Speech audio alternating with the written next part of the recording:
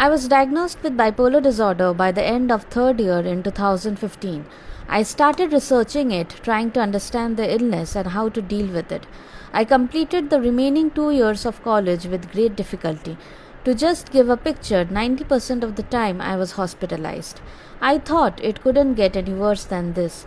Just as I was getting accustomed to the fact that I have bipolar disorder, I was hit hard by a change of diagnosis because of one episode.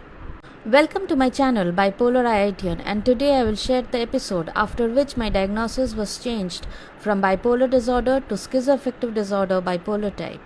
Just after 3.5 years, that is in 2018, I started showing signs of paranoia. Initially, I had this constant feeling of being watched, which gradually changed to feelings of persecution. I thought that they would kill me. No longer could I stay alone or sleep alone in my room. I started sleeping with my parents. That eased me a little bit, but as days passed by, it grew worse. It went to such an extent that I couldn't sleep even when I was with my parents. I used to stay up at night and slept during the day only for a few hours when I was really tired. I heard voices saying, "I will kill your parents," and other negative things. That would really distress me a lot, to the extent that I would request my parents not to step outside the house. I would get anxious when my father went to the office or to the market. I could even visualize the way they would die in detail, like being hit by a bus while walking and many such graphic visuals. It was a very disturbing experience for me. I was hallucinating. In public places, I felt people were staring at me, plotting against me, and would kill me. I was suspicious and trusted no one except my parents. I started secluding myself. In fact, even in my own room, I didn't feel comfortable. All these happened over a period of 1 month. I got even more psychotic as days passed by. I became delusional. I thought that I was a 32-year-old woman when in reality I was 24. I believed that I went into the Pacific Ocean, where a mountain was situated on the ocean floor. Underneath the mountain, there was an underground city. The people there were tall, slender, and can move at a much faster speed than humans. I was convinced that I had murdered one of them by giving a poison called curadium, which is a completely imaginary word, and then I returned back to my home.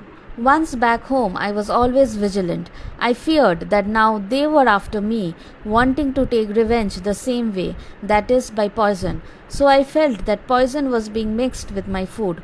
Hence, I avoided taking food altogether, and even if I did, I used to eat raw chilies afterwards to detoxify, which is again a false fixed belief. At this point of time, my parents realized that something is seriously wrong with me.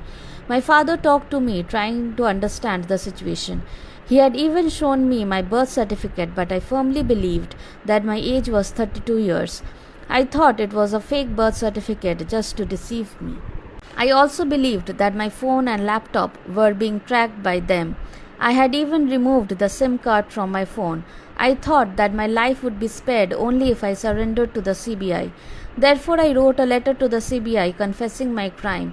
I didn't mail because I felt that then they would come to know about it by accessing my laptop. I gave the letter to my father, who promised to post it, but of course he didn't. This continued for approximately 2 weeks. I was absolutely certain that someone was after my life. At that time, all of it felt very, very real. I believed that what I was thinking was the reality. I was unable to distinguish between imaginary and reality.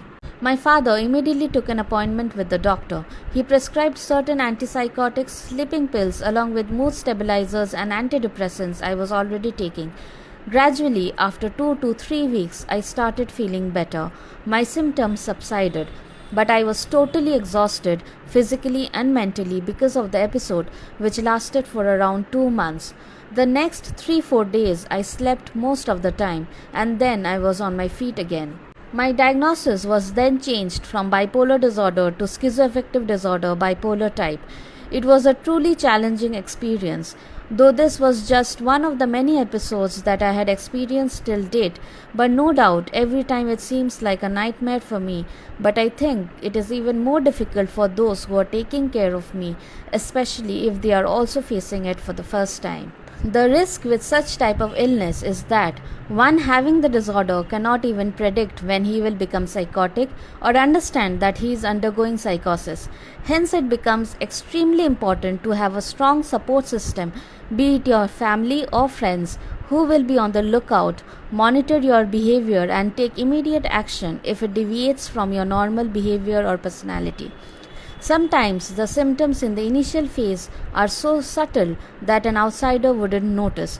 Only those who know the person really well, who has spent a considerable amount of time with him, who has been with him through ups and downs, who has known him before his diagnosis or in remission, or who knows his actual personality may pinpoint the differences.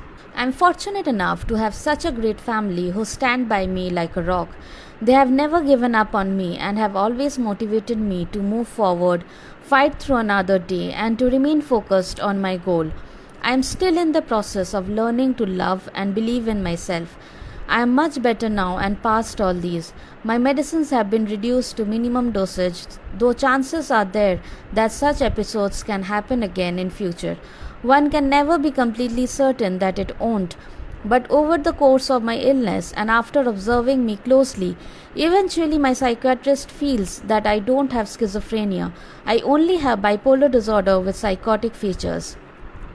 I am trying to see the positive in the negative, and hopefully one day in future I'll lead a full, meaningful life. In my upcoming post, I will make an introductory video on dissociative disorder. Thank you, that's all for today, and I'll see you in my next video. Bye, take care, and subscribe to my channel for more such educational videos. Please suggest any topic related to mental health on which you would like me to make a video on. Thank you.